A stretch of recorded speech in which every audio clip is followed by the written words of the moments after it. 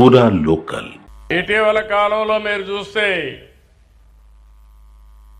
సంవత్సరం కంటే 3 నెలల కంటే ముందు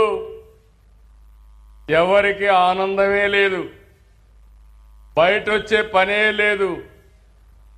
ఎక్కడ చూసినా విధ్వంసం, ఎక్కడ చూసినా దాడులు, కేసులు, ఇవి తప్ప ఏమీ లేని పరిస్థితి నుంచి 15 నెలల్లో మీరిచ్చిన మ్యాండేట్తో ఈరోజు మిమ్మల్ని అందరినీ ఎంత ఆనందంగా ఉన్నారంటే నిజమైన స్వాతంత్రం ఈ రోజే ఈ ప్రాంతానికి వచ్చిందని అనిపిస్తా ఉంది.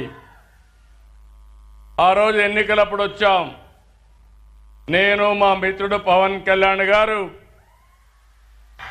అదే మరిగా బీజేపీ ముగ్గురం కలిసి ఆ రోజు మీ అందరికీ ఒకే మాట చెప్పాం, అభివృద్ధి చేస్తాం, సంక్షేమ కార్యక్రమాలు ఇస్తాం, సుపరిపాలన అందిస్తామని ఒక్క మాట చెప్పాం. దాంతో ఎప్పుడూ రానంత విజయాన్ని మీరు ఇచ్చారు. మొత్తం చూస్తే 57% ఓట్లు, 94% అభ్యర్థుల గెలుపు. ఇది ఒక చరిత్ర. ఆ చరిత్రను చూస్తే ఈరోజు నేను ఈ 15 నెలల్లో ఒకటే ఆలోచించాను, అందరినీ హ్యాపీగా పెట్టాలి, మీ అందరి వాడిగా ఉండాలనుకున్నా ఈరోజు మీ ఉత్సాహం చూసిన తర్వాత అనిపిస్తుంది నాకు జీవితంలో ఎప్పుడూ లేనంత ఆనందం ఉందని మీ అందరికీ విజ్ఞప్తి చేస్తున్నా.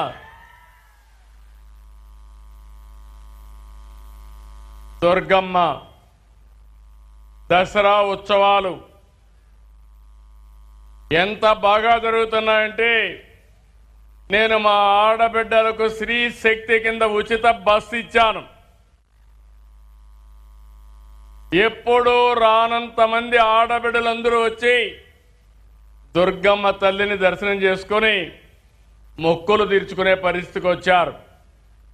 అది చూసినప్పుడు అనిపిస్తుంది ఒక నిర్ణయం, ఆ నిర్ణయం పెను ప్రభావం చూపించే పరిస్థితికి వచ్చింది. అలాంటి ఇంకొక పక్క సూపర్ 6 చెప్పాం, సూపర్ 6 ఇచ్చాం. ఈరోజు మీరందరూ కూడా ఒక పక్క సంక్షేమం పట్ల ఆనందంగా ఉన్నారు, ఇంకో పక్క అభివృద్ధి కూడా పరిగెత్తిస్తున్నాం.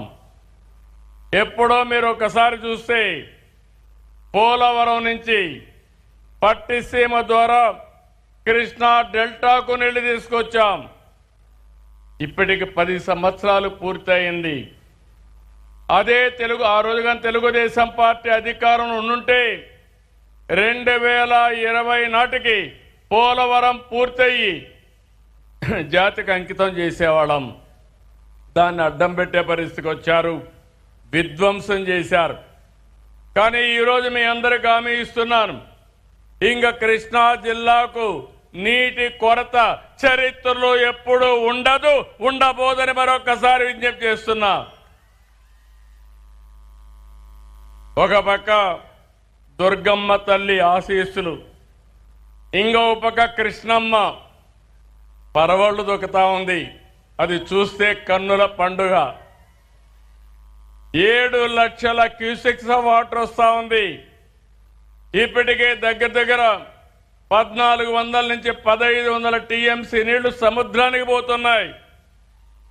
ఒక రోజులోనే 70 టీఎంసీ నీళ్లు పోతున్నాయి. ఇంకో పక్క పోలవరం కూడా దగ్గర 3500 టీఎంసీ నీళ్లు సముద్రంలోకి వెళ్ళాయి. ఇది చూసినప్పుడు రాబోయే రోజుల్లో ఇంకా మంచి జరుగుతున్న దాంట్లో ఆలోచనే లేదు. అమరావతిని ట్రాక్లో పెట్టాం. కేంద్రం 15,000 కోట్లు ఇచ్చారు. ఈరోజు పనులన్నీ ముమ్మరంగా జరుగుతున్నాయి.